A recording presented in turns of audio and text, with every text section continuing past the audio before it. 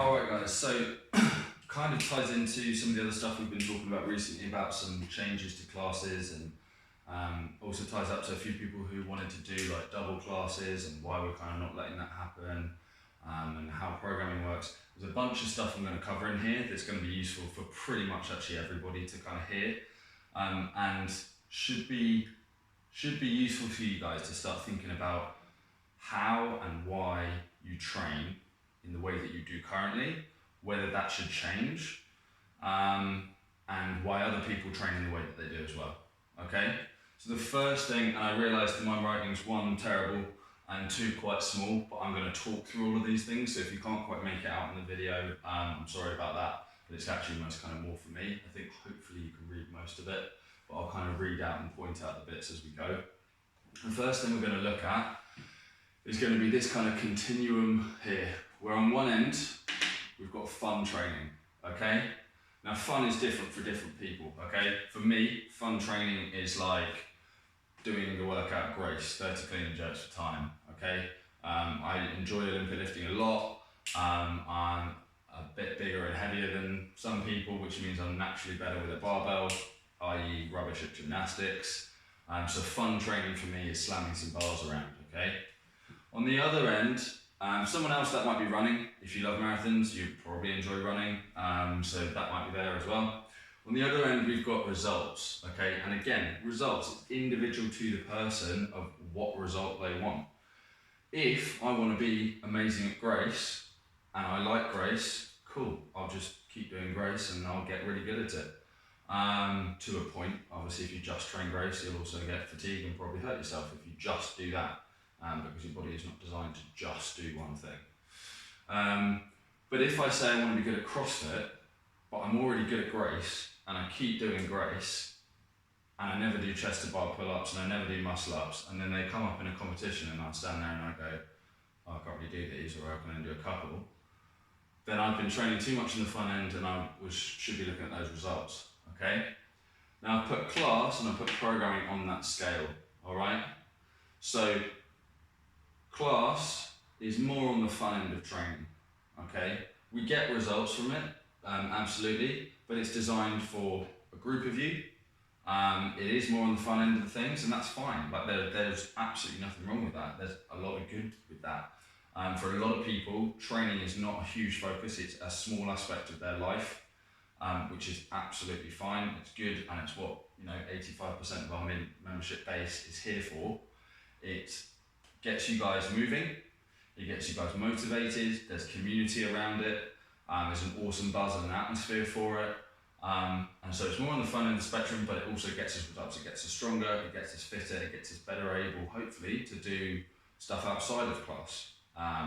Play football and play around with your kids and just not feel like out of breath when you go up the stairs, things like that. And also long term, it's going to give you better hormonal balance, better bone strength, better cardiovascular fitness as we age. It's going to kind of bulletproof us for life, okay?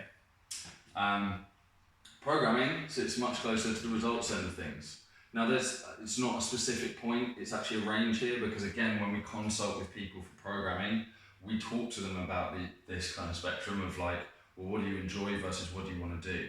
If somebody comes to me and they say, I want to do programming because I've sort of stopped seeing results from other things, I want to take things a bit more seriously, but I still want to enjoy my training, and enjoyment for me looks like a tough CrossFit workout with a couple of these movements in once a week or once a month. It could be once a week, it could be once a month, it's totally dependent on that person. Then I will design that program with that in mind. If someone turns around to me and says, I want to become the best CrossFitter that I can possibly be, and that's going to be down the line in a few years because I'm not there yet, then their program has a lot less fun in it, okay? Way less fun, because they've just said they want the best results possible. The best results possible are often quite boring, okay? The kind of stuff I'm talking about, improving your aerobic capacity with rowing repeats, and I'm talking things like building up to doing 16 to 20 sets of 500 meter row, rest 2 minutes, and that might be all that you do on that day. You just come in, you just row, and you leave, okay? You might also on that day have some mobility work and some rotator cuff exercises, okay? Now, I've gone through those things myself because I'm more on this end of things, but not up to Matt Fraser level, okay? We'll talk about him in a second and what he does. But I'd be sort of sitting towards this end of things because I value the results, okay? More than sort of fun thing, and I found that the more I do something, the more I enjoy it, oddly enough, once you start to see those improvements. But just so you're aware of what results looks like, and it's also a lot of stuff that you're bad at. So I used to have a really, really rubbish engine. So I had to go through those rowing progressions. It took a long time for my engine to get much better. It's now sort of average to strength for me, I would say. The gymnastics is still my biggest weakness. Talking about that, and actually let's sort of tie into some other aspects, and I'm just going to use myself as an example because it's easy for me to be able to know how those things sit, and because I've kind of gone through this process very much for myself, and it might help you guys to sort of see and differentiate and see how those bits work. That being said, if I wanted the best results possible, I would never go out drinking on the weekends. Most of you know that I do go out drinking on the weekends sometimes. Not every weekend, I would like to point out, just had a weekend where I chilled out. But I do that, and that is a high priority for me. It's a social thing. I have a lot of friends who drink. I do enjoy going out drinking. I know that impacts my results, and I know that the effects of the hangover and sort of eating a bit rubbish on the hangover limit actually how much training I can do. Okay, so my volume has to come down compared to Matt Fraser's because I'm not recovering as well. And that is something that I know and that I account for and that I do in my training, okay? How much that is and all those bits are individual, and a coach can't give you a straight up answer. We can give you some ballpark figures. So if you're sort of thinking, if you want to know about like what my training looks like, it's about 2 hours a day, 5 days a week. I don't always manage those 5 days.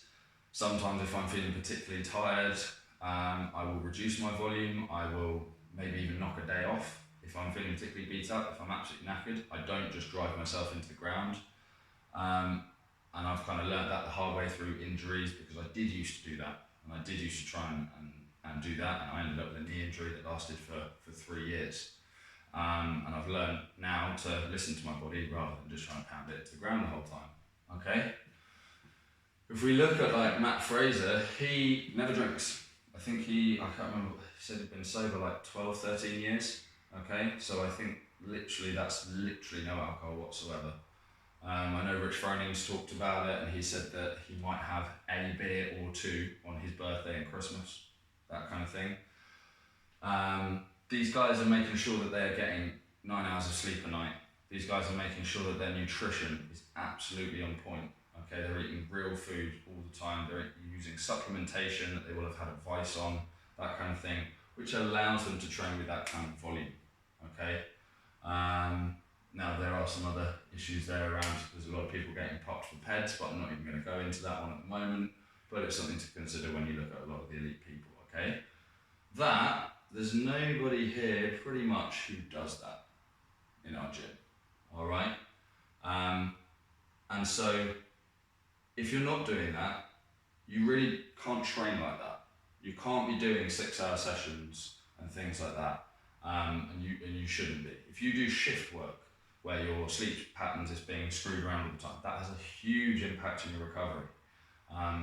Just being completely honest and open with you guys, just so you're aware of that. It doesn't mean you can't get really good. There's plenty of people who do still get really good on shift work, but they have to reduce their volume and they have to train intelligently. If you have kids and you have that kind of stress of dealing with them and their plans change and you've got to go home and things like that, that program has to alternate around you.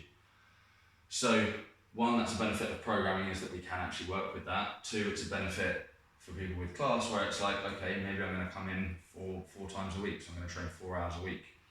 Training 4 hours a week and leaving just a little bit in the tank, making sure I move really well, means that I have something left for the rest of my life. For stress, for arguments, for financial worries, all those things. I'm not going to be absolutely destroyed from class and then a bill comes in and I'm just so stressed out by that my body just kind of shuts down. Okay? So I've kind of rambled and I've kind of moved around different parts there, but it's just saying that you've got this continuum of, on one end you've got like random workouts that you love, then you've got class, which is a structured program, but is still quite a lot of fun stuff. Then you've got programming, which is kind of a range of things, and then you've got someone like Matt Fraser, whose entire existence is dedicated to being as best he can be at CrossFit. Okay?